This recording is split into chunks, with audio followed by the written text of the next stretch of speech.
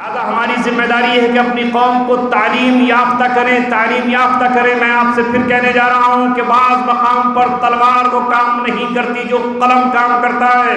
ہمیں اپنا حق چاہیے، ہمیں اپنے حقوق چاہیے، ہمیں زندگی کے حقوق چاہیے۔ دنیا کے کسی بھی خطے میں ہو تو وہ حقوق کے لیے ہمیں قلم کی ضرورت پڑتی ہے، کاغذ کی ضرورت پڑتی ہے۔ اللہ نے اپنی قلم کا ذکر کیا ہے، نون والقلم وما یسطرون۔ اللہ نے قسم کھائی ہے قلم کی، اور قلم سے لکھی جانے والی سطروں کی قسم کھائی ہے۔ اللہ نے کہا ہے الذی علم بالقلم، جس نے قلم کے ذریعے سے علم تمہیں سکھایا ہے، وہ قلم ہم نے پھینک دی۔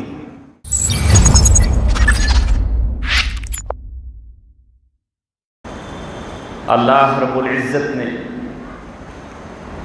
ہم سب کو ایک بار پھر اس مسجد میں اپنے گھر میں جمع فرمایا۔ حالانکہ اس سے پہلے بھی کئی بار ہم یہاں جمع ہوئے اور اللہ رب العزت سے بہت کچھ مانگا، حاصل کیا، اور اللہ نے ہم کو عطا بھی کیا۔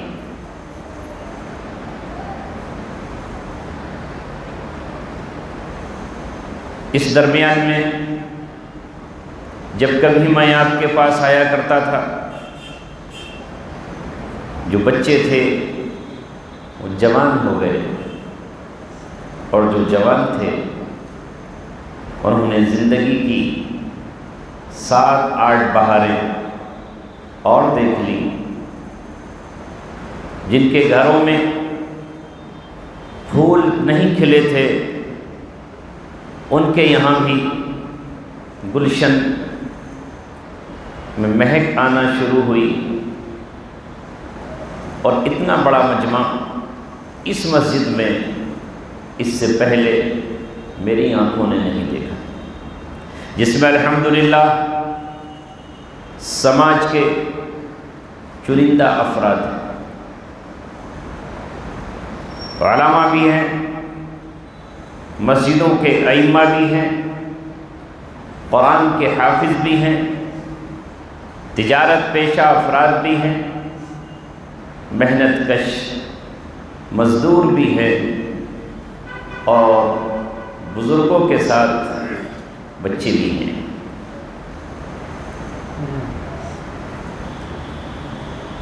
میرے عزیزوں، میں رات بھی آپ سے کچھ گفتگو کر چکا ہوں، اور جب آپ نے پھر یہاں بلایا ہے تو میں پھر حاضر ہوا ہوں، لیکن ہوتا وہی ہے جو اللہ چاہتا ہے۔ یہ بچہ ہمارے سامنے عظیم منصوری بیٹھا ہے، اللہ کس کس کے دل میں محبت ڈالتا ہے۔ کئی سال تک اس بچے کا نکاح صرف میری بنیاد پر رکا رہا۔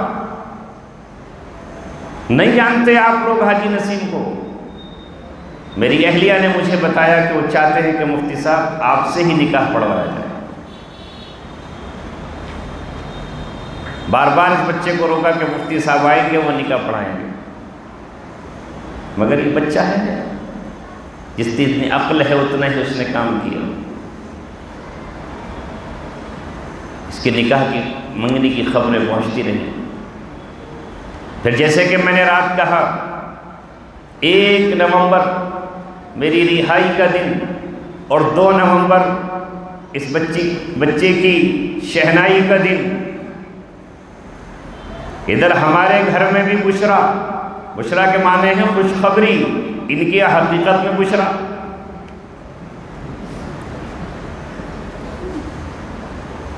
اہلیہ نے میری بتایا کہ 2 تاریخ میں عظیم کی شادی ہے،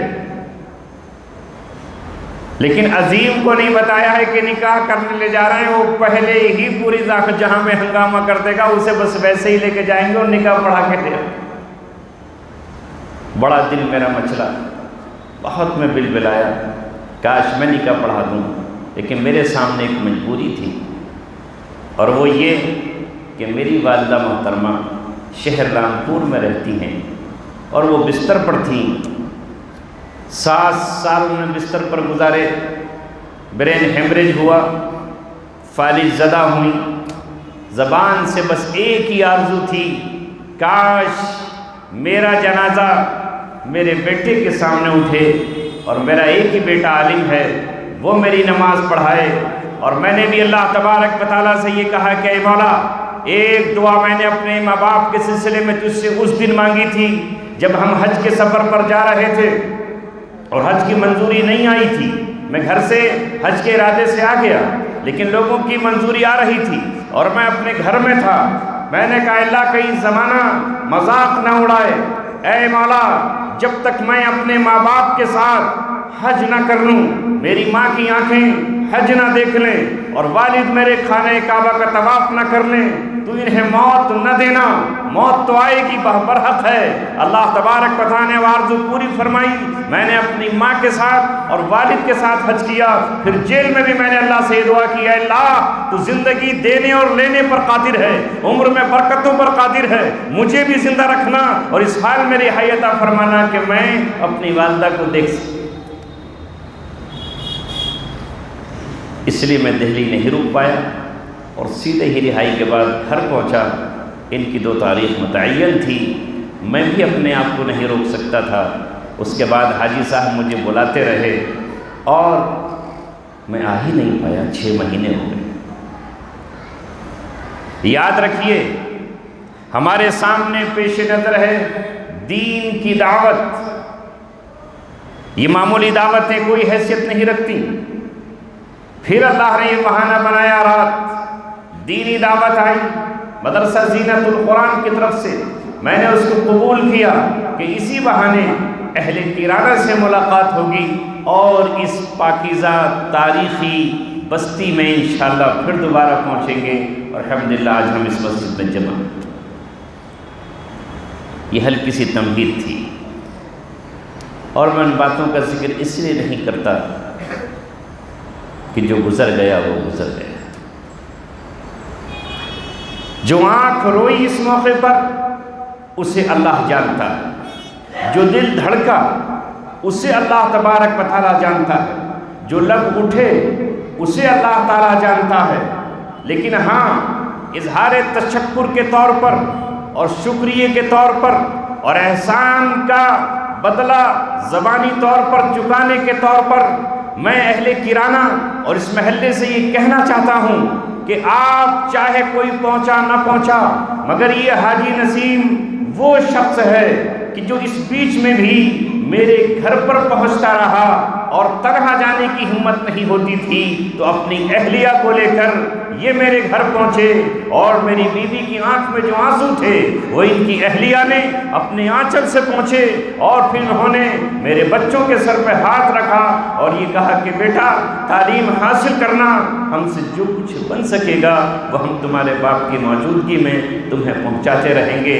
اس لیے میرے پیچھے اگر میرے بچوں کے ہاتھ میں قلم رہا، اگر ان کے پاس کاپی رہی، اگر ان کے پاس بستہ رہا، اور اگر ان کے پاس گھر میں جلنے کے لیے چراغ رہا اور چولہا جلنے کے لیے اگر گیس سلنڈر کے لیے کوئی قیمت دینی پڑی، تو میں برسریام یہاں یہ کہتا ہوں اور اس کا اقرار کر رہا ہوں کہ اس میں اہل کیرانہ آپ کے حاجی نسیم صاحب کا بھی حصہ ہے، اور اللہ تبارک و تعالیٰ آپ کو اور ان کو جزائے خیر عطا فرمائے۔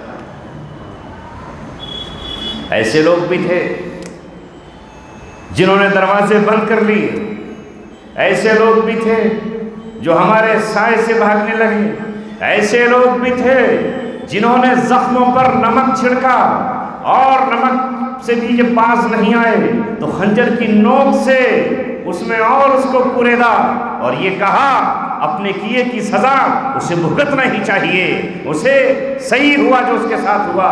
ہم اس کو سمجھایا کرتے تھے، ہم اس کو بتایا کرتے تھے، مگر ایسے دیوانوں اور پاگلوں اور مجنونوں کا علاج یہی ہوا کرتا ہے۔ یاد رکھو یہ کہنے والوں، تمہارے یہ جملے لکھ لیے گئے ہیں، ما یلفظ من قول الا لدیہ رقیب عتید۔ تم جو لفظ بھی اپنی زبان سے نکالتے ہو تمہارے اوپر ایک نگراں بیٹھا ہوا ہے اور وہ تمہاری اس بات کو لکھ رہا ہے، کل قیامت میں سب کھولا جائے اور بیان کیا جائے۔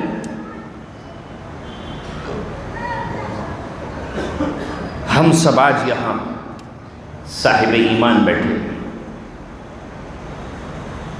آج چاروں طرف یہ شور مچا ہوا ہے کہ ہمارا معاشرہ تباہ ہو گیا، برباد ہو گیا، معاشرے کی اصلاح کی فکر کریں۔ میں سوچتا ہوں کہ معاشرے کی اصلاح کی بات کہاں سے شروع کروں، کس جگہ سے شروع کروں؟ ایک زخم ہو تو اس پہ مرہم لگایا جائے، ایک جگہ سے ہمارا دامن چاک ہو تو اسے رفو کیا جائے، پورا پیرہن تار تار ہے، جگہ جگہ پھٹن ہے، کہاں سے اس کو سیا جائے؟ ہر جسم کے ہر طرف سے، معاشرے کے ہر جگہ سے ناسور ہے، کس کا علاج کیا جائے اور کیسے شروعات کی جائے؟ جائیں تو کہاں جائیں؟ یہ زخم کسی اور نے نہیں دیے، اور برسر عام کہہ رہا ہوں میں آپ سے، ابھی تو جس مقام پر آپ رہتے ہو بہت اچھی جگہ ہے یہاں۔ مجھ سے پہلے حضرت مولانا جنت کا تذکرہ فرما رہے تھے، جنت میں یہ ہوگا، وہاں یہ ملے گا، وہاں اس طرح کی چیزیں ہوں گی، اور ہم سب خوش ہوتے ہیں جب جنت کا تذکرہ ہوتا ہے۔ لیکن جنت اتنی سستی ہے، یوں ہی مل جائے گی؟ کیرانہ کے بیچوں بیچ میں 100 گز جگہ ویسی مل جائے گی؟ خرید لے گا کوئی؟ ادھر ادھر تو مل جائے گی نہیں، جھوپڑ پٹیوں میں باہر جا کے۔ اسی لیے اللہ تعالیٰ نے کہا حسبتم ان تدخلوا الجنہ ولما یأتکم مثل الذین خلوا من قبلکم مستهم البأساء والضراء وزلزلوا حتى يقول الرسول والذين آمنوا معه متى نصر الله الا ان نصر الله قریب۔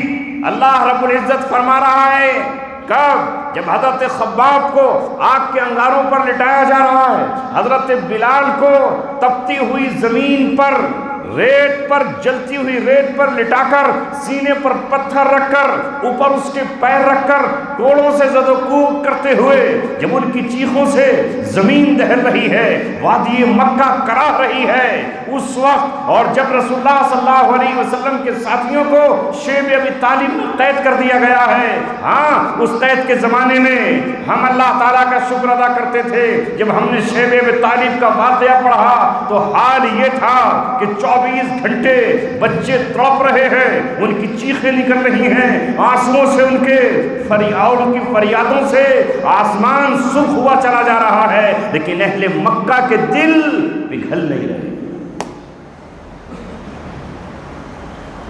نہ ان کو کھانا دیا جائے گا، نہ ان کو پانی دیا جائے گا، نہ ان سے تجارت کی جائے گی، ان سب کا بائیکاٹ کیا جائے گا۔ اپنا غم تو صحابہ کو برداشت تھا، مگر اپنے بچوں کا غم کیسے برداشت کریں؟ یہاں تک کہ انہی کے لوگوں کی زبانوں سے بات نکلی، ارے ان کو کتنا ستاؤ گے؟ اس وقت ہمیں یاد آتا کہ اگر کوئی چیز ہے تو صرف ظلم ہمارے ساتھ ہی ہو سکتا ہے، ہمارے بچے تو خیریت سے ہیں، ہماری بیویاں تو خیریت سے ہیں، ہماری اولادیں تو پڑھ رہی ہیں، اور ہمارے بھائی تو بالکل خیریت سے ہیں، اور ہاں الحمدللہ ہم پر بھی کوئی ظلم و ستم نہیں ہے، ہمارے لیے بھی صبح کو ناشتہ ہے، دوپہر کو کھانا ہے، شام کو پھر کھانا ہے، کپڑے دھونے کی اجازت ہے، اذان پڑھنے کی اجازت ہے، نماز پڑھنے کی اجازت ہے، قرآن پڑھنے اور پڑھانے کی اجازت ہے، دینی کتابیں لانے اور لے جانے کی اجازت ہے۔ لہذا وہ دور تو ہم نے دیکھا کہاں ہے جہاں جو مکے میں صحابہ کرام پر گزرا۔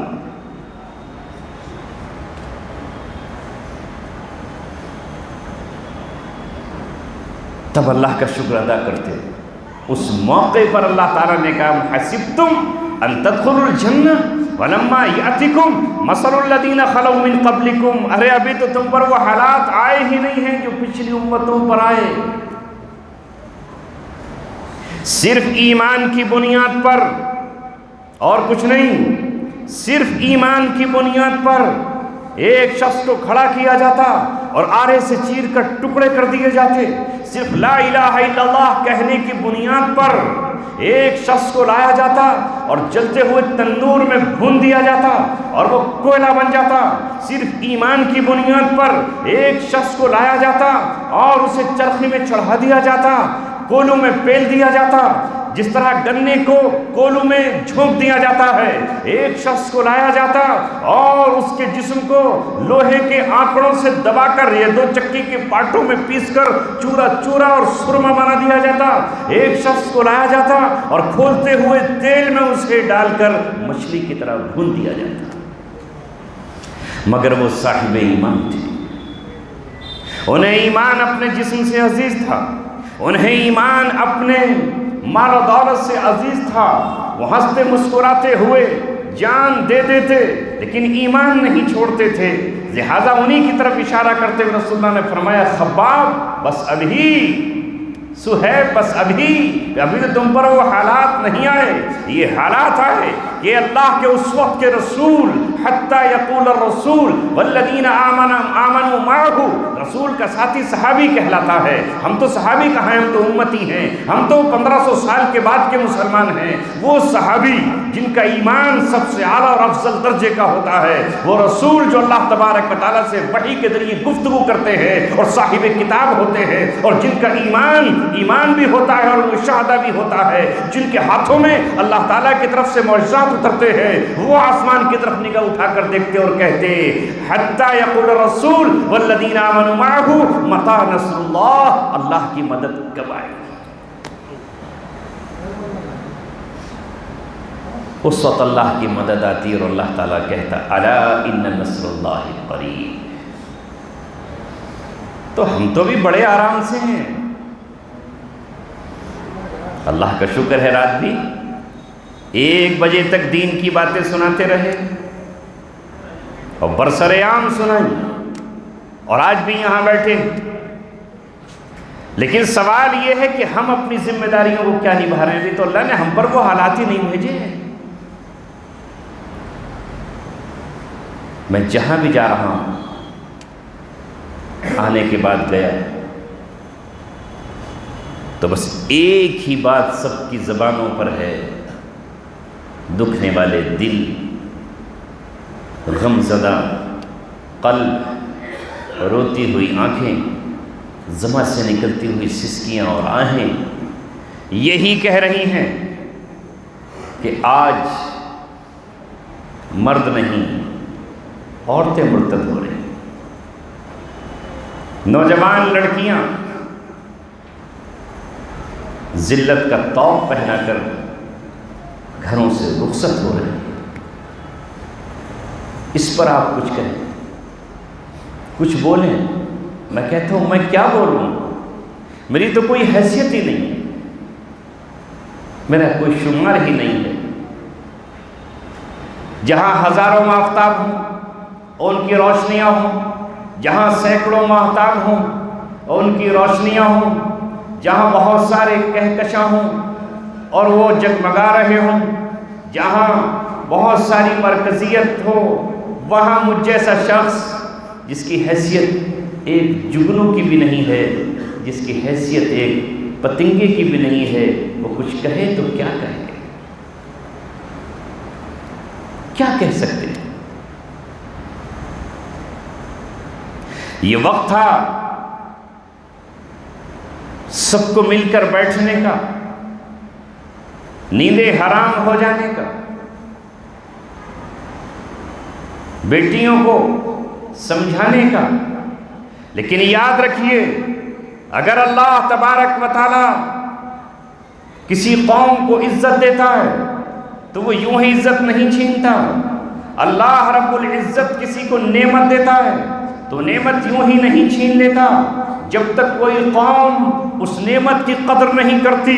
ان اللہ لا یغیر ما بقوم حتی یغیروا ما بانفسہم، اللہ تعالیٰ کسی قوم کی حالت کو تبدیل نہیں کرتا۔ اس کا یہ مطلب بھی ہے کہ جو قوم کسی عزت کے مقام پر ہے، اعلیٰ مقام پر بیٹھی ہے، اونچے مقام پر بیٹھی ہے، اللہ تعالیٰ نے اس کو نماز رکھا ہے، تو اللہ کا دستور نہیں ہے کہ فوراً اس کو ذلیل کر دے اور اللہ رب العزت اس سے نیچے لے آئے جب تک کہ وہ خود اللہ کی نعمتوں کا انکار نہ کرے۔ میں نے پہلے بھی کہا اور آج پھر کہتا ہوں، ہزاروں سال تک بنی اسرائیل اللہ تبارک و تعالیٰ کے محبوب نظر رہے، اللہ تبارک و تعالیٰ کے چہیتے رہے، اللہ تبارک و تعالیٰ کی نظر جب پڑی تو ان پر پڑی، اور اللہ رب العزت نے قرآن میں ان کو پکار کر کہا یا بنی اسرائیل اذکروا نعمتی التی انعمت علیکم وانی فضلتکم علی العالمین، اے بنی اسرائیل یاد کرو میری وہ نعمتیں جو میں نے تم پر برسائی تھی، جو تم پر انعام کیا تھا اور تمہیں تمام جہاں والوں سے میں نے فضیلت بخشی تھی۔ پورا قرآن پڑھتے چلے جائیے، یا بنی اسرائیل یہ یاد کرو، اے بنی اسرائیل وہ یاد کرو، میں نے تمہارے لیے سمندر پھاڑا تھا اور تمہارے دشمن فرعون کو ڈبویا تھا، وہ یاد کرو، میں نے تمہارے بیچ موسیٰ علیہ السلام کو بھیجا تھا، وہ یاد کرو، میں نے تمہیں 9 نشانیاں دی تھی، اسے یاد کرو، میں نے تمہیں موسیٰ علیہ السلام کے ہاتھوں میں عصا دیا تھا، اسے یاد کرو۔ پورا قرآن بنی اسرائیل کی یاد دہانی کراتا ہے، انعامات کی یاد دہانی کراتا ہے، لیکن وہ قوم جب اللہ تبارک و تعالیٰ سے کیے ہوئے عہد و میثاق کو بھول گئی، عہد و پیمان کو بھول گئی، اس نے دولت کو ہی اپنی زندگی کا مقصد بنا لیا، اور اللہ تعالیٰ کی کتاب کو اوپر سے کچھ ڈال کر اللہ رب العزت نے تورات میں سود کو حرام قرار دیا تھا، اس کو ناجائز قرار دیا تھا، وہی مذمت کی تھی جو آج قرآن میں مذمت موجود ہے، مگر وہ قوم، اس کے پڑھے لکھے افراد، اس کے صاحب کردار افراد سود کا نظام لے کر آئے اور اسی پر انہوں نے اپنی پوری عمارتیں تجارت کی کھڑی کی۔ جب بھی انہیں کسی نبی نے آ کر سمجھانا شروع کیا تو وہ اس کے دشمن ہو گئے، خود اپنے ہی خاندان سے آنے والے نبی کے دشمن ہوئے۔ کیا وہ زکریا علیہ السلام کے دشمن نہیں بن گئے؟ کیا وہ یحییٰ علیہ السلام کے خون کے پیاسے نہیں ہوئے؟ کیا وہ حضرت داؤد علیہ السلام پر الزامات نہیں لگانے والے تھے؟ کیا وہ حضرت سلیمان علیہ السلام سے بغاوت کرنے والے نہیں تھے؟ کیا حضرت عیسیٰ علیہ السلام جو بنی اسرائیل کا آخری پیغمبر ہے، آخری رسول ہے، اور بنی اسرائیل پر آخری کتاب آ رہی ہے، کیا انہوں نے اس کے خون سے اپنے ہاتھوں کو رنگین کرنے کے لیے نت نئی چالیں نہیں چلی؟ وَمَكَرُوا وَمَكَرَ اللَّهُ، والا فیصلہ نہیں ہوا۔ لہذا اللہ رب العزت نے جب دیکھ لیا کہ اب یہ قوم بالکل بانجھ ہو چکی ہے، اس کے ہاتھ اب انبیاء کے گریبان تک پہنچ گئے ہیں، ان کے منہوں تک پہنچ گئے ہیں، تو اللہ رب العزت نے فیصلہ فرمایا اب تم ہمیشہ ہمیشہ کے لیے معذور ہو، اے بنو اسحاق اب تمہیں معذور کیا جاتا ہے، اور اب بنو اسماعیل کا انتخاب کیا جائے۔ بنو اسماعیل پھر منتخب ہوئے اور بنو اسحاق محروم ہوئے۔ ہم پر بھی اللہ تبارک و تعالیٰ نے کیا کچھ فضل نہیں کیا۔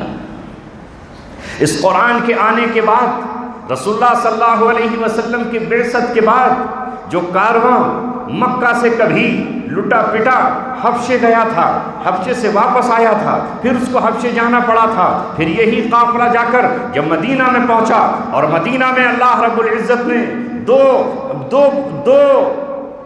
نام ان کو دیے، ایک مہاجرین اور دوسرا انصار۔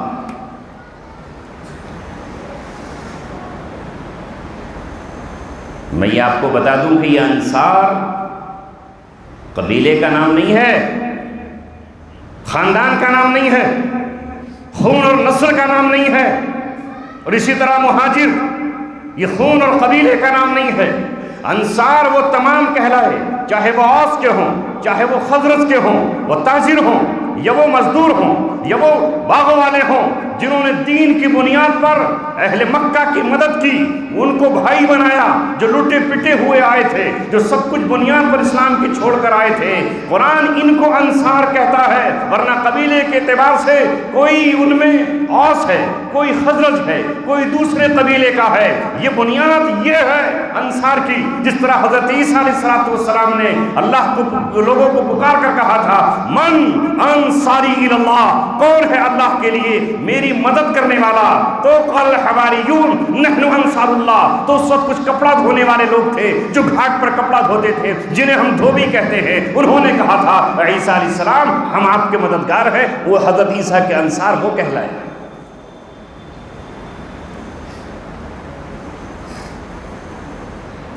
مہاجرین و انصار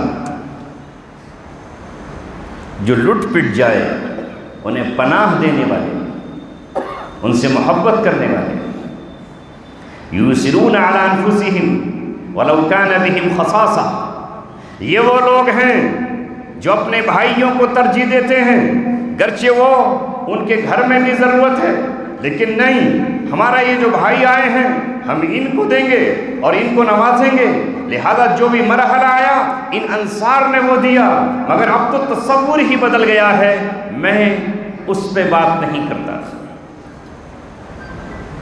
ہمارا اور آپ کا ایک ہی رشتہ ہے، قبیلہ کسی کا الگ اور جدا ہو سکتا ہے۔ اِنَّا خَلَقْنَاكُمْ مِنْ ذَكَرٍ وَأُنْثَىٰ وَجَعَلْنَاكُمْ شُعُوبًا وَقَبَائِلَ لِتَعَارَفُوا، اللہ نے فرمایا کہ ہم نے تم کو ایک جان سے پیدا کیا اور پھر ہم نے تمہیں قبیلے بنایا، کیوں؟ لِتَعَارَفُوا، تاکہ تم ایک دوسرے کو پہچان سکو، لِتَفَاخَرُوا نہیں کہ فخر کرو۔ اس کے بعد یہ جہاں گئے وہاں انسانیت کا درد لے کر، اگر وہ ایران پہنچے یا وہ روم میں داخل ہوئے یا وہ افریقہ کے جنگلوں میں پہنچے، ان سے پوچھنے والے پوچھتے آپ کیوں آئے ہو یہاں، کیوں آئے ہو؟ ان کا ایک ہی جواب تھا، خزانے اور دولت ہمیں نہیں چاہیے، ہم کیوں آئے ہیں؟ اخراج العباد من عبادت العباد الى رب العباد، ہم بندوں کو بندوں کی غلامی سے نکال کر اللہ کی غلامی میں لینے کے لیے آئے ہیں۔ آج لوگ رب بن گئے ہیں اور لوگ خدا بن بیٹھے ہیں زمین پر۔ ہر بڑا طاقتور یہ چاہتا ہے کہ اس کو سجدہ کیا جائے، اس کے سامنے سجدہ ریزی کی جائے اور اس کے سامنے الٹا واپس ہوا جائے۔ لہذا ہم بندوں کو بندوں کی غلامی سے نکال کر احکم الحاکمین کی غلامی میں داخل کرنے کے لیے آئے ہیں۔ وَمِن ضِيقِ الدُّنْيَا إِلَى سِعَةِ الْإِسْلَامِ، اور ہم دنیا کی تنگیوں سے نکال کر اسلام کی وسعتوں میں ڈالنے کے لیے آئے ہیں۔ وَمِن جَوْرِ الْأَدْيَانِ إِلَى عَدْلِ الْإِسْلَامِ، اور ہم دوسرے مذہبوں میں جو تنگیاں ہیں، جو وہاں پر بڑی بڑی بیڑیاں پڑی ہوئی ہیں، ہاتھوں میں ہتکڑیاں پڑی ہیں سماج کے رسم و رواج کی، انہیں کاٹ کر توڑ کر ہم اسلام کے وسعتوں میں اور اسلام کے انصاف میں لانا چاہتے ہیں۔ بس یہ مقصد۔ لیکن ہائے افسوس، جو اس لیے بھیجے گئے تھے انہوں نے خود آج اپنا دین چھوڑ دیا، دین اسلام کے سنہرے اصول چھوڑ دیے، کامیابی والا دستور چھوڑ دیا، رسول اللہ صلی اللہ علیہ وسلم کے طریقے کو چھوڑ کر پھر انہوں نے جاہلیت کی اپنی دیواریں کھڑی کی اور جاہلیت کے گھروندے بنائے، اور پھر سے ہم جاہلیت کی طرف لوٹ آئے۔ وہ جاہلیت اولا تھی اور یہ جاہلیت ثانیہ ہے۔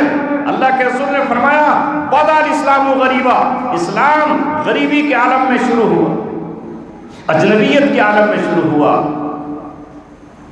وَسَيَعُودُ غَرِيبًا كَمَا بَدَأَ، اور پھر ایک وقت آئے گا کہ وہ ویسا ہی اجنبی اور غریب ہو جائے گا جس طرح شروع میں تھا۔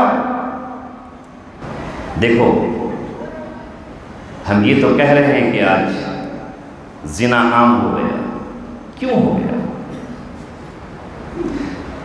قرآن مقدس نے اور حدیث نے ہم سے یہ کہا کہ زنا کے قریب مت جاؤ، جو چیز زنا پر ابھارتی ہے وہ حرام ہے، جو زنا کی طرف لے جاتی ہے وہ حرام ہے، جو زنا کی دعوت دیتی ہے وہ حرام ہے، چاہے وہ کسی کی خوبصورت آواز ہو اور چاہے وہ کسی کی بہترین تصویر ہو اور وہ چاہے کسی کی پازیب کی جھنکار ہو اور چاہے وہ طبلہ، ہارمونیم اور سنگیت اور میوزک ہو، یہ سب اسلام میں حرام ہے۔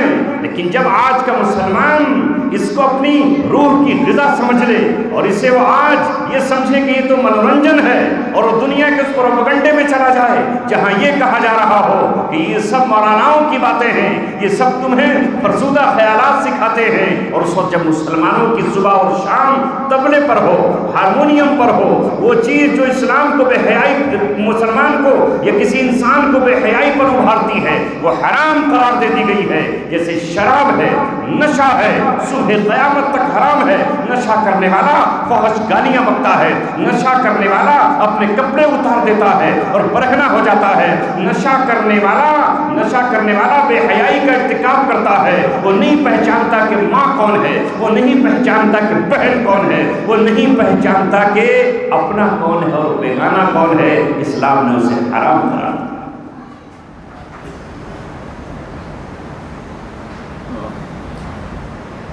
ہم میں اور صحابہ میں اور پہلے دور میں یہی فرق ہے کہ ان سے صرف ایک بات کہی گئی تھی۔ ہمارے سامنے تو سینکڑوں تقریریں ہیں، اجلاس کم تھوڑی ہو رہے ہیں، مدارس کا پورا ایک جال ہے، سب کچھ ہے۔ جیسے علامہ اقبال نے کہا تھا، کعبے کا طواف بھی ہے، حج کا ہنگامہ بھی ہے، سب کچھ باقی ہے مگر تو باقی نہیں ہے۔ پہلے ہم کو اپنے آپ کو صحیح کرنا ہوگا۔ ہم جاتے ہیں ان مقامات پر جن بستیوں کو کبھی علم کا مرکز کہا جاتا تھا، جہاں کے نظارے کرنے کے لیے آسمان ترستا تھا اور دنیا بھر سے لوگ آتے تھے۔ آج وہاں کی کیفیت یہ ہے کہ لوگ یہ کہتے ہیں یہ بستی مسلمانوں کی بستی ہے، اکثریت کی بستی ہے، قدم قدم پر مسجدیں ہیں اور گلی گلی مدرسے ہیں، مکتب ہیں، مشائخ ہیں، علماء ہیں، مگر حال کیا ہے کہ یہاں مسلمان شراب پی رہا ہے اور نشہ کر رہا ہے، اور نشہ بیچنے والے بھی مسلمان ہیں اور خریدنے والے بھی مسلمان ہیں۔ کون روکے گا؟ نہیں عن المنکر کون کرے گا؟ کون آگے بڑھے گا؟ اگر قرآن پر یقین ہے اور اگر اللہ کی باتوں پر یقین ہے تو یہ ہوگا۔ اس لیے اہل ایمان کو محض نمازیں ہی ادا نہیں کرنی ہے۔ اگر اللہ کو محض اپنی عبادت مقصود ہوتی تو اللہ تبارک و تعالیٰ قرآن میں مالیات کا نظام نہیں اتارتا۔ وہ خالی اقیموا الصلاۃ کہتا، اذکروا اللہ ذکرا کثیرا ہی کہتا۔ اللہ تبارک و تعالیٰ صرف یہ کہتا ہے کہ اللہ کا ذکر کرو، تمہیں کچھ خرچ کرنے کی ضرورت نہیں ہے۔ مگر اللہ رب العزت نے جہاں جہاں نماز کا حکم دیا ہے، مجھے بتاؤ، علماء موجود ہیں، طلباء موجود ہیں، اے غیر پڑھے لکھے لوگوں، میں آپ کو بتا رہا ہوں، پورے قرآن میں غور سے سنا کرو۔ اقیموا الصلاۃ وآتوا الزکاۃ، اقیموا الصلاۃ وآتوا الزکاۃ، اقیموا الصلاۃ وآتوا الزکاۃ، نماز قائم کرو اور زکوٰۃ ادا کرو۔ اللہ تعالیٰ صحابہ کے تعلق سے کہہ رہا ہے، الذین ان مکناہم فی الارض، اگر ہم ان کو زمین کی حکمرانی دے دیں، انہیں زمین پر غلبہ دے دیں، اقاموا الصلاۃ، تو یہ نماز کو قائم کریں گے، وآتوا الزکاۃ، اور زکوٰۃ کو بھی ادا کریں گے۔ یہ نہیں کہ نماز پڑھ کے چھٹی۔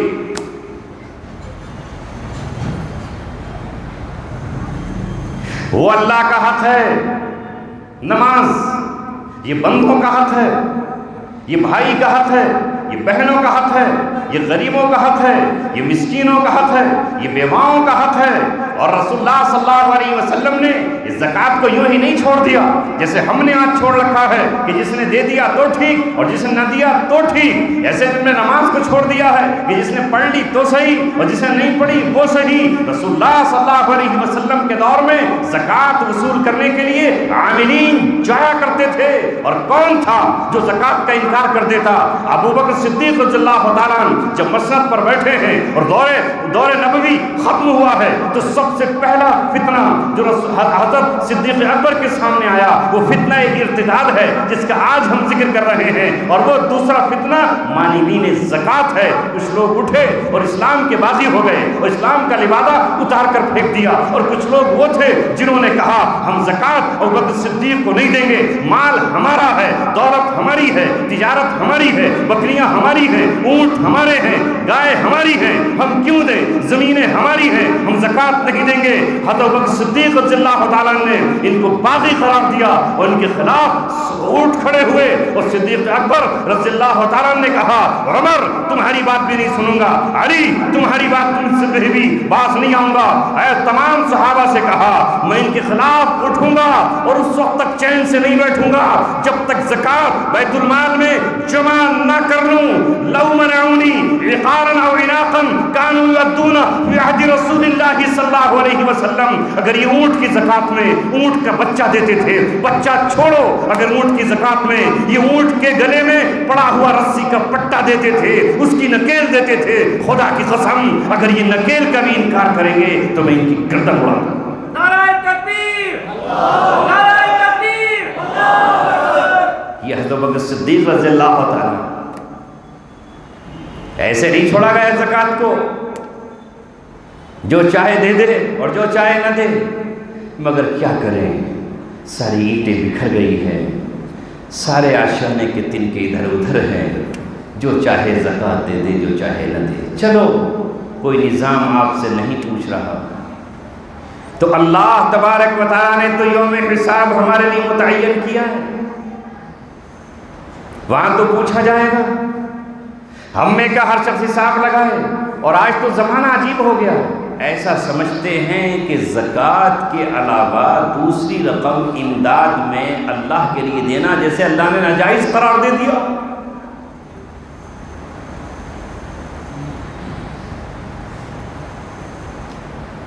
کوئی کسی کے پاس ضرورت لے کر جائے، بھائی زکوٰۃ تو بڑھ گئی، کب بڑھ گئی؟ وہ رمضان میں نکل گئی۔ اچھا تو کیا رمضان کے علاوہ کسی عالم، کسی مفتی، کسی قاضی سے پوچھا کہ زکوٰۃ نہیں دے سکتے؟ بولو، زکوٰۃ کا مسئلہ تو یہ ہے کہ اگلے سال کی آپ پہلے ہی دے سکتے ہیں، نماز تو نہیں پڑھ سکتے، ابھی ظہر کا وقت نہیں ہوا ہے، حج تو نہیں کر سکتے، لیکن زکوٰۃ ایک ایسا فریضہ ہے، رمضان کے روزے تو دوسرے مہینے میں نہیں رکھ سکتے، مگر علماء متفقہ فیصلہ ہے کہ زکوٰۃ پچھلے سالوں کی بھی آپ قضا ادا کر سکتے ہیں اور اگلے سالوں کی ڈیٹ سے پہلے نکال سکتے ہیں۔ کیوں؟ اس لیے کو مال کی ضرورت ہے، ابھی اچانک کسی کا انتقال ہو گیا، ابھی تمہارے کرانے کی ایک بچی ہے، ویلکم میں رہتی ہے، میرے پڑوس میں جہاں میں امامت کرتا تھا، اچانک خبر آتی ہے کہ قاسم کا انتقال ہوا، 3 دن میں اٹیک ہوا اور دنیا سے رخصت۔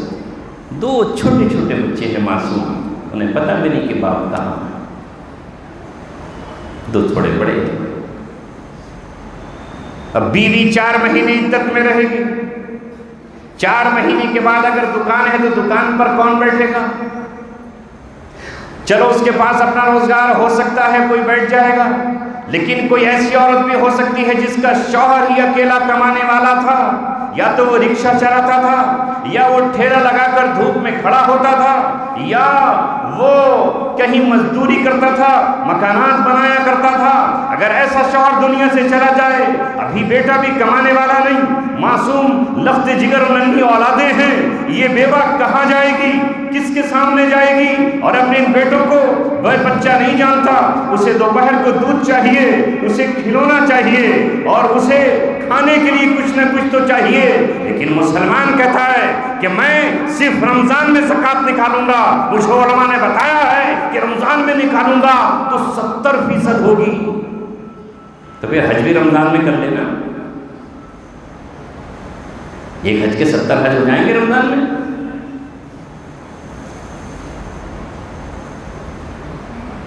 کیا عجیب ہے، اللہ تو اس میں اجازت دے تمہارا سال جب ہے جب پہلے دن تم صاحب نصاب بنے تھے، اگلے سال انگریزی سے نہیں، جنوری فروری سے، عربی سالوں سے جب وہ تاریخ آئے تو اس دن تم صاحب نصاب ہو گئے، اس دن حساب لگاؤ۔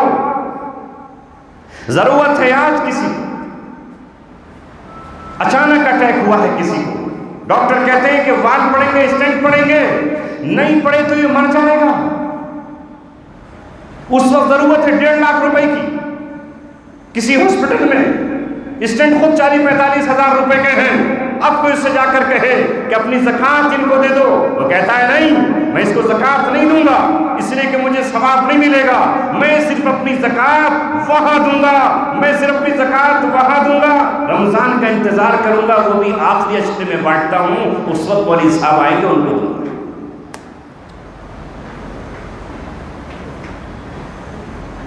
ہمیں اصلاح کی ضرورت ہے، تقاضوں پر عمل کرو، خواہشات پر نہیں، اور اس کے لیے اہل ایمان آپ چھوٹی چھوٹی اجتماعیتوں میں بہت کچھ کر سکتے ہیں، اور ذمہ داری ہے ہم پر ذمہ داری بنتی ہے کہ ہم مسلمان ہیں۔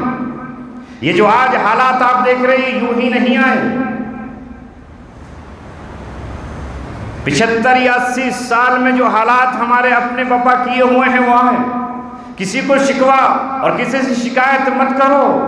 حکومت ہند نے تو ابھی کوئی جبری قانون ہم پر لگایا ہی نہیں کہ ہم اپنی بیٹیوں کو اتنے لاکھ کا جہیز دیں گے۔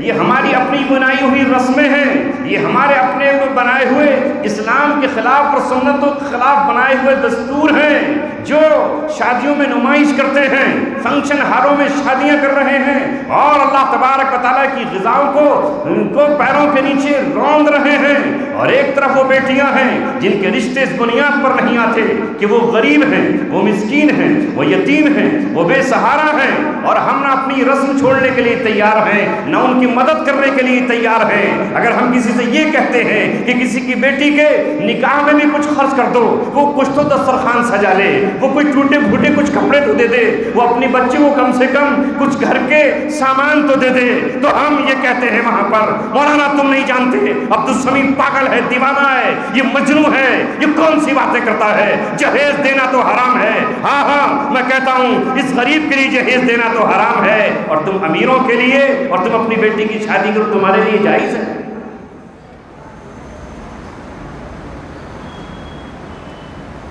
حالات یہ ہیں، کل نہیں تھے، آج فتنے اور فساد کا دور ہے۔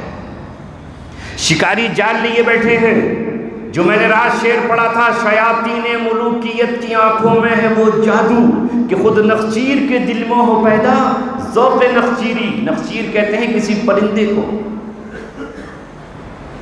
حالانکہ دنیا کا کوئی پرندہ جال میں نہیں پھنسنا چاہتا۔ آپ فوراً جائیے، کوئی بھی پرندہ ہو آپ کو دیکھتے اڑ جائے گا، مجھے پکڑنا ہے۔ آپ گلیل ہاتھ میں لے لیجیے، بھاگ جائے گا، پتھر اٹھا لیجیے، ایک دم پرندہ اڑ جائے گا، اللہ نے اس کو پر دیے ہیں اڑنے کے۔ پیڑ پہ چڑھ جائیے، وہاں سے اڑ کے بھاگ جائیں گے، کہیں پکڑ نہ لے۔ علامہ اقبال کہتے ہیں شیاطین ملوکیت کی آنکھوں میں ہے وہ جادو کہ خود نخچیر کے دل میں ہو پیدا ذوق نخچیری۔ وہ حال ہو جائے گا ان شکاریوں کی آنکھوں میں کہ شکار ہونے والا پرندہ خود ان کے پاس آ کر کہے گا مجھے شکار کر لو، اور وہ شکار ہو جائے گا۔ وہ تو جال لیے بیٹھے ہیں۔ اس لیے ہمارے یہاں تو رشتے میں ہمیں کھانا چاہیے، کیسے دسترخوان چاہیے، پھر پتہ نہیں کون کون سی رسمیں ہیں، اور نکاح کے موقع پر چاہیے۔ بڑی بڑی گاڑیوں والوں کو کھانا چاہیے، لاکھوں روپیہ یوں ہی لٹ رہا ہے۔ اب نکاح کیسے ہو؟ اب ایک بچی جوان ہوئی، بالغ ہوئی، اس پر جو گزرتی ہے، جو فطری تقاضا ہے، میں آپ میرے ساتھ چلو، کتنے دن آپ میرے ساتھ بھوکے رہ سکتے ہو؟ کب تک پانی کے بغیر رہ سکتے ہو؟ جس طرح بھوک اور پیاس اور سردی سے بچنا اور گرمی سے حفاظت کرنا ایک انسانی نہ بلکہ حیوانی فطرت ہے، اسی طرح خواہش نفس بھی اللہ کی طرف سے دیا ہوا ایک تقاضا ہے۔ اس لیے جتنے نبی آئے سب نے فطرت کے مطابق نکاح کیا، اور ہمارے نبی نے نکاح پر ابھارا اور یہ کہا فمن رغب عن سنتی، جو میری سنت سے اعراض کرے گا وہ مجھ سے نہیں ہے۔ لہذا نکاح کرو، نکاح پر اکسایا، مگر ہم نے نکاح کو چھوڑ دیا، اور وہ بیٹی کب تک انتظار کرے گی؟ اسے پتا ہے باپ کی کمائی صرف اتنی ہے جس سے گھر چل جاتا ہے، بھائی کی کمائی صرف اتنی ہے جس سے گزر بسر ہو جاتا ہے، اگر بڑا بھائی الگ ہو گیا لہذا مجھے کون اٹھائے گا، ڈورا لے کر کون آئے گا، میرے ہاتھوں میں مہندی کون سجائے گا؟ اس کے پاس موبائل ہے، ادھر موبائلوں کے نمبر کسی کو دے دیے گئے ہیں، جاؤ شکار کرنے جاؤ اور عزتوں پر ہاتھ ڈالو، آبروؤں پر ہاتھ ڈالو۔ وہ کمسن ہے، وہ نہیں جانتی آگے ہونے والا انجام کیا ہے، لہذا وہ کہتی ہے مسلمانوں اگر تم مجھے سینے سے لگانے تیار نہیں ہو، مجھے اپنے گھر میں بسانے تیار نہیں ہو، میں غریب ہوں اور میں سماج کی دھتکاری ہوئی ہوں، تو جو میرا ہاتھ تھامنے کے لیے تیار ہو، مجھے اب نہیں پتا اس کا دین کیا ہے، اس کا مذہب کیا ہے، اس کا طریقہ کیا ہے، میں اس کے ساتھ جا رہی ہوں، اب تو میرے اوپر مرثیہ پڑھنا اور کھڑے ہو کے ماتم کرنا۔ کیا یہ سچائی نہیں ہے؟ ہمیں فکر ہوگا کہ جب تک فکر نہیں کرو گے، کیوں صاحب رات کو فکر ہے، سارے تالے لگے ہوئے ہیں، بازاروں میں تالے لگے ہوئے ہیں، اپنی گاڑی کو لاک کر کے جانا ہے، کوئی گاڑی نہ لے جائے، 1.5 لاکھ روپے کی گاڑی، اس کی حفاظت ہے، گھڑی کی حفاظت ہے، موبائلوں کی حفاظت ہے، مگر ایک بیش قیمتی ہیرا اور 20 قیمتی جوہر ایک پلڑے میں 7 آسمان رکھ دیے جائیں اور 7 زمینیں رکھ دی جائیں، زمین میں پائے جانے والے سارے خزانے رکھ دیے جائیں، سارے بادشاہوں کے تاج و تخت رکھ دیے جائیں، اور دور سے پلڑے میں ایمان رکھ دیا جائے، تو یہ کچھ بھی نہیں ہے۔ ایمان اتنی بڑی دولت ہے، مگر وہ ایمان آج ہمارے دلوں سے نکل رہا ہے۔ کیوں نکل رہا ہے؟ اس کے ذمہ دار وہ لڑکیاں کم، اس سے بڑے ذمہ دار ہم ہیں۔ ہمارا احساس ختم ہو گیا، ہمارے آنسو ختم ہو گئے، ہمارے دل میں دھڑکن ہی نہیں رہی۔ کسی کا کتنا ہی بڑا حادثہ ہو جائے آنسو نہیں چھلکتے، کوئی کتنا ہی رو رہا ہو ہمارے سامنے کچھ نہیں ہوتا۔ میرے عزیزوں، دوستوں اور ساتھیوں، کبھی تم تھے کہ کہیں آنسو دنیا کے آخری کنارے پر اگر کسی آنکھ سے چھلکتا تھا اور وہ ایک باندی کا ہوتا تھا تو، اور وہ باندی فریاد کرتی تھی یہ میری آنکھ سے آنسو ٹپکا ہے، مجھے صرف انصاف چاہیے، مجھے اپنے چہرے پر لگے ہوئے تھپڑ کا انصاف چاہیے، مجھے چادر چاہیے، مجھے کپڑا چاہیے، مگر ہم کہاں دینے تیار تھے؟ ہم پہنچتے تھے۔ آج دوستو طے کرو، ہم میں کا ہر شخص جو صاحب نصاب ہے وہ زکوٰۃ نکالے گا، اور جو صاحب نصاب نہیں ہے وہ امداد دے۔ اللہ نے 100 روپے دیے ہیں، 10 روپے خرچ کر دو گے تو کیا چلا جائے گا؟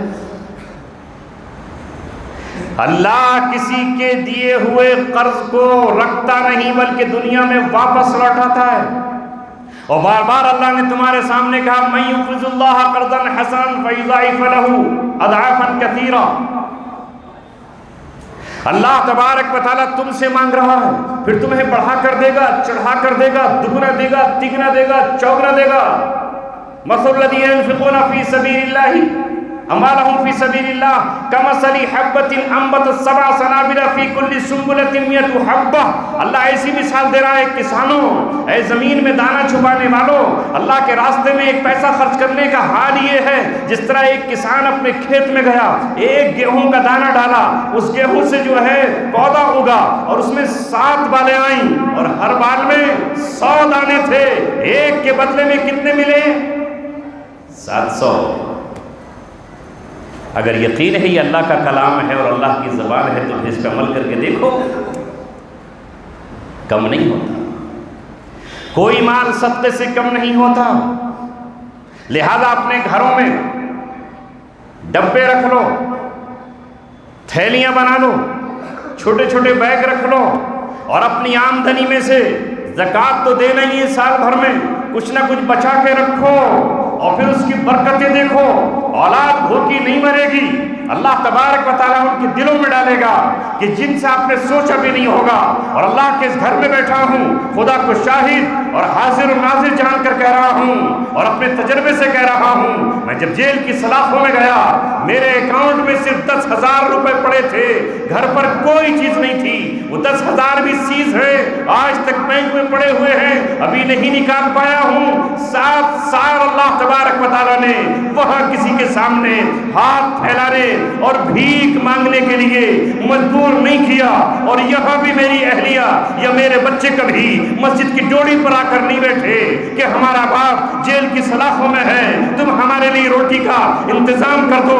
علماء کے دامن پکڑ کر یہ نہیں کہا, اے علماء تمہارے پاس ہزاروں اور لاکھوں کی زکوٰۃ آتی ہے, بعض کے پاس تو کروڑوں کی زکوٰۃ آتی ہے, کچھ پیسہ ہمیں بھی دے دو. کسی مسجد کے مؤذن سے یہ نہیں کہا کہ تم ہمیں دے دو, کسی امام سے جا کر یہ نہیں کہا کہ تم ہمیں دے دو, کسی امیر اور سرمایہ دار سے یہ نہیں کہا کہ ہماری رہائش کا انتظام کر دو. وہ اللہ تبارک و تعالیٰ جو اپنے بندوں کو کھلانے پر قادر ہے, اس نے یہ کہا تمہارا باپ کہیں بھی ہو وہ تمہارا اب ہے, رب تو میں ہوں. جب میں نے تمہیں ماں کے پیٹ میں کھلایا ہے, میں آج بھی تمہیں کھلانے پر قادر ہوں.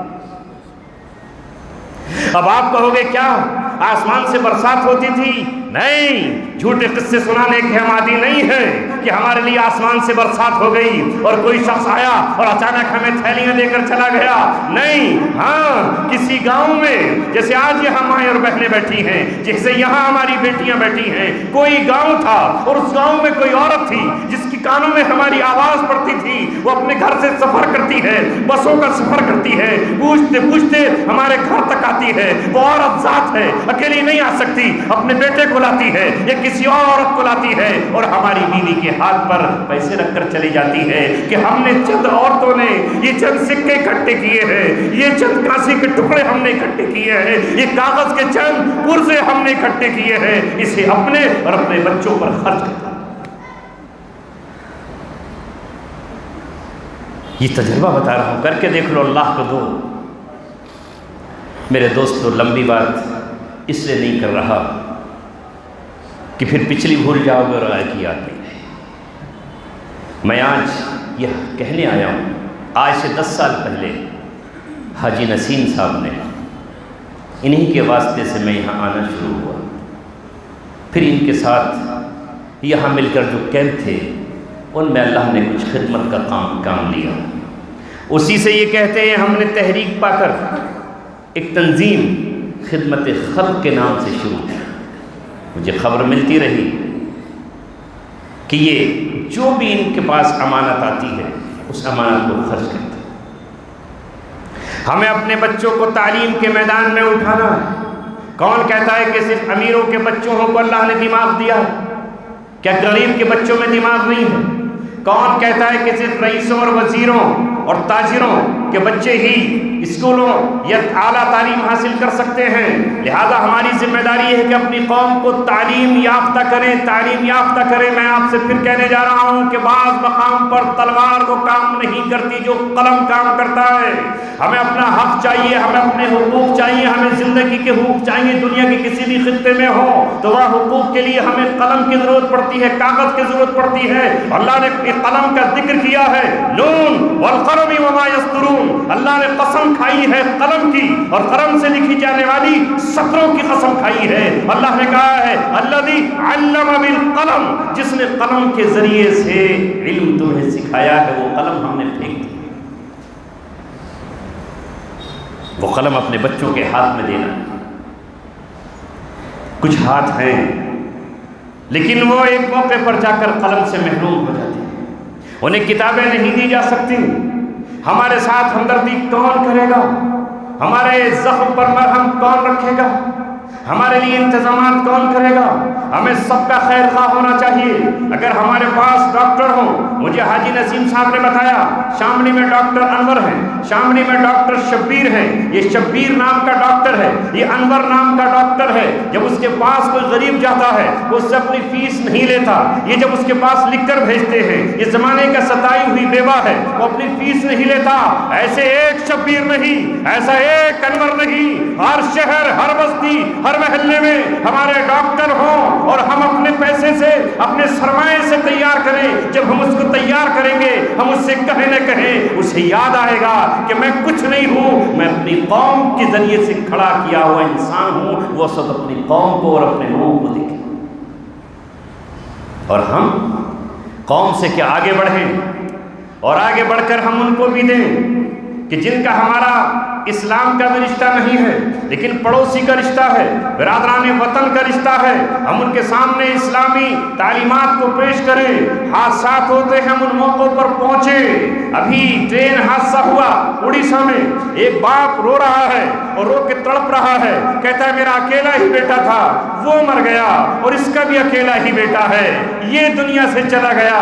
اب اگر وہ امیر نہیں ہے تو ہماری ذمہ داری ہے کہ ہم اس کے کھانے اور پینے کا انتظام کریں، اس معصوم رخت جگر کے سر پہ ہاتھ رکھے اور ہاتھ رکھ کر یہ کہے کہ تیری تعلیم کا انتظام ہم نے کیا ہے۔ اس سے دنیا ہم پہ کتنا ہی پروپیگنڈا کرے، میڈیا ہمارے خلاف کتنا ہی کچھ چلائے، زبانیں یہ کہیں گی کہ یہ سچے لوگ ہیں، یہ اچھے لوگ ہیں۔ جس طرح محمد رسول اللہ کے خلاف خود ان کا چچا پروپیگنڈا کرتا تھا، خاندان پروپیگنڈا کرتا تھا، عرب کے بڑے بڑے سرمایہ دار اور آپ کے بڑے بڑے سورما محمد رسول اللہ کو جادوگر کہتے، کاہن کہتے، شاعر کہتے، دیوانہ کہتے، مجنون کہتے، کیا کچھ نہیں کہتے، مگر محمد رسول اللہ کے کردار نے، ان کے قول نے، ان کے عمل نے ثابت کر دیا یہ سچا ہے، یہ امین ہے، یہ اچھا ہے، یہ غریبوں کو دینے والا ہے، یتیموں اور بیواؤں اور سچ اور انصاف بولنے والا ہے۔ کوئی روک پایا ان کو؟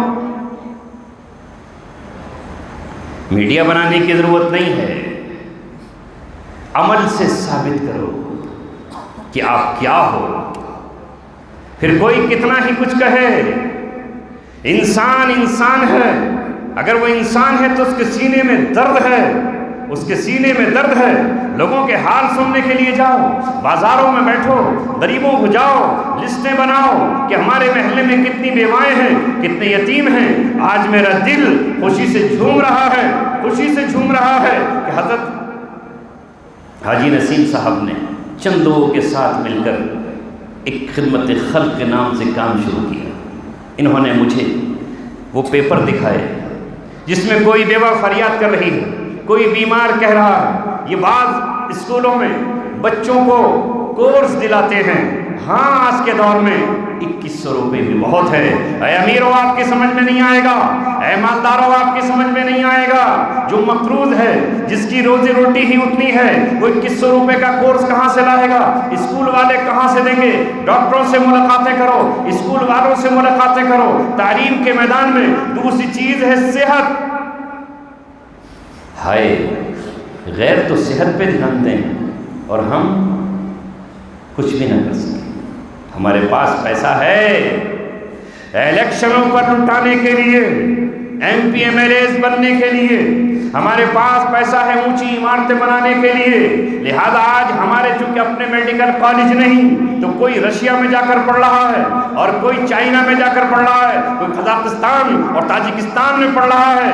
مجھے آپ بتاؤ ہمارے کیوں نہیں بچے پڑھنا چاہتے ہیں مگر وہاں، اور اگر وہ وہاں گیا وہاں بے حیائی ہے، وہاں ایک ساتھ مردوں کا رہنا سہنا ہے، اگر وہ زنا میں مبتلا ہوا تو پھر اسے کون روکے؟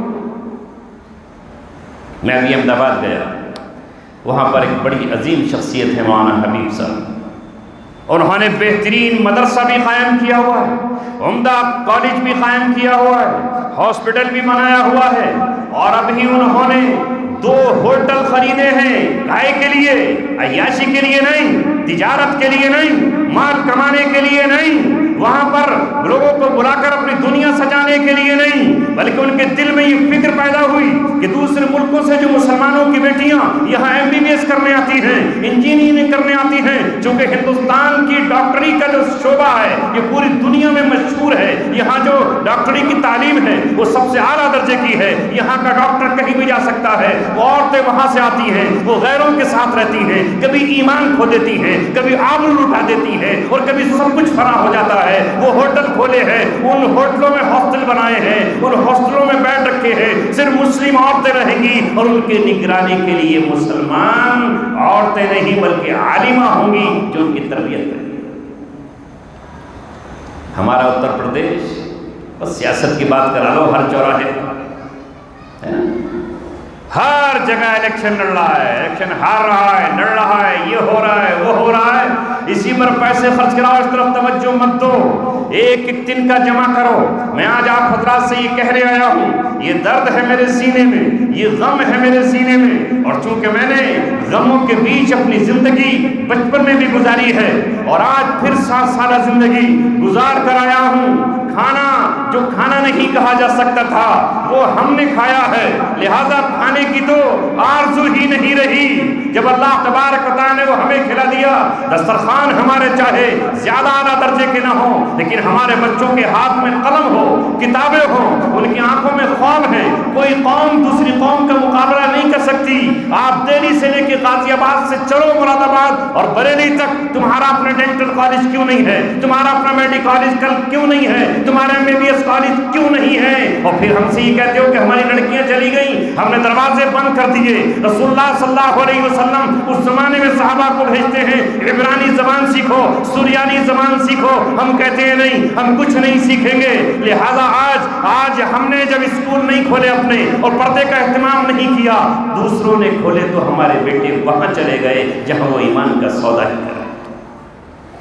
ہم سب کی ذمہ داری ہے، اس لیے میرے دوستو سب کو دیجئے جس کو آپ کا دل چاہے، لیکن میں چونکہ اس تنظیم کا جو یہاں بنی ہے انجمن خدمت خلق ایک محرک ہوں تو آپ اس سے جڑ جائیں گے۔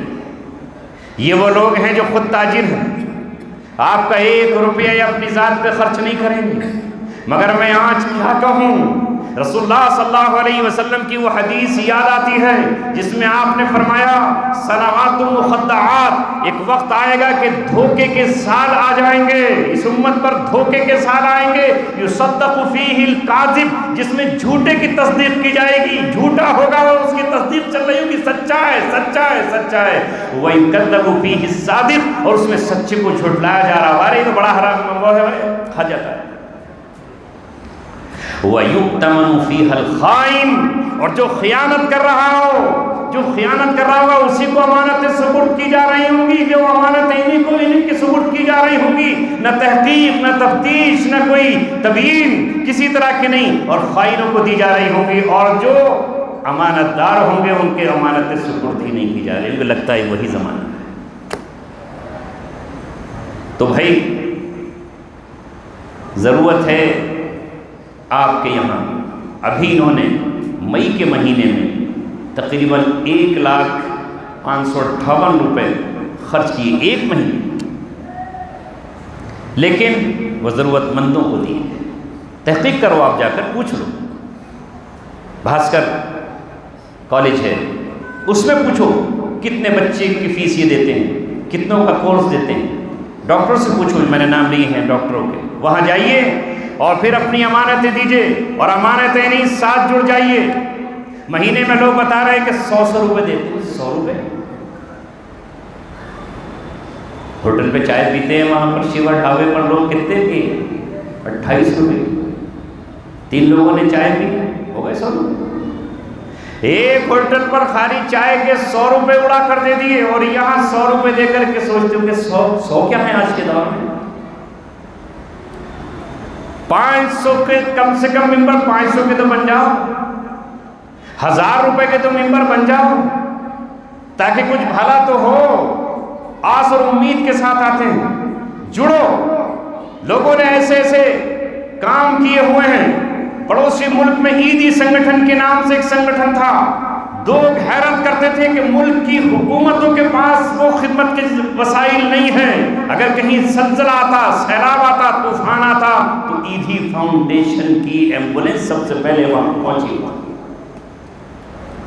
قادیانی کام کر رہے ہیں، مشنریز کام کر رہے ہیں، دوسرے لوگ کام کر رہے ہیں، لیکن ہم مسلمان ان چیزوں پر کام کرنے کے لیے تیار نہیں ہیں۔ تو مجھے آپ بتاؤ، اللہ کے گھر میں بیٹھ کر مدد کریں گے؟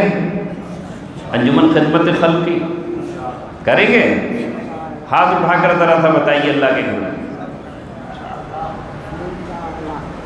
انشاءاللہ